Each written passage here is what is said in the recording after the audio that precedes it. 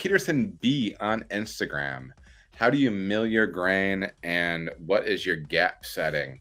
I've used a few different mills. You're going to see like the really general one, which is Amco. What is it?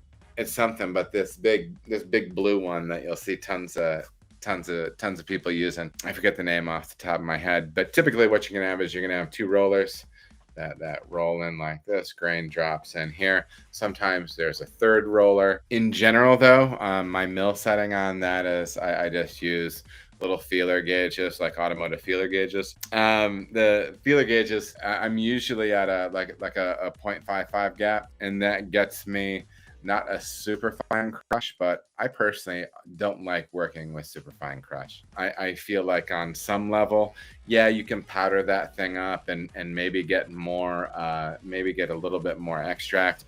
But I feel like a little bit of a coarser crush at the same time can actually help with laterability, flow through your grain bed. And that's ultimately what we want to be doing. We want to be channeling.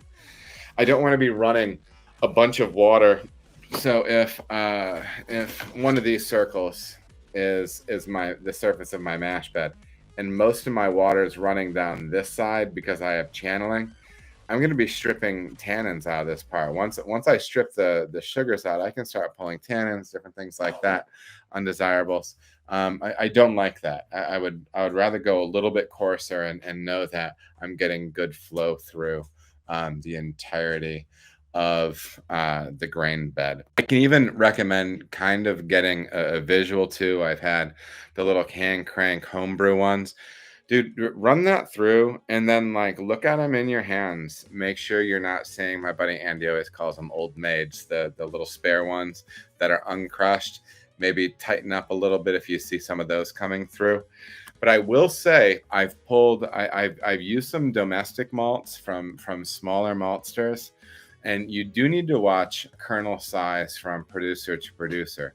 When you're using larger manufacturers, you can probably rely on a more consistent level of plumpness out of that kernel.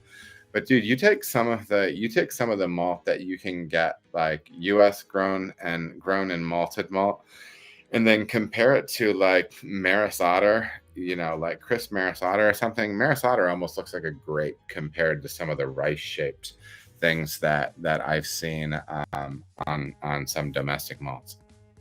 All right, everybody, thank you so much for watching. If you feel as if you got any value out of the video, please like and subscribe. There are also other videos that you can watch. They're gonna maybe be over here or over here. Appreciate you watching.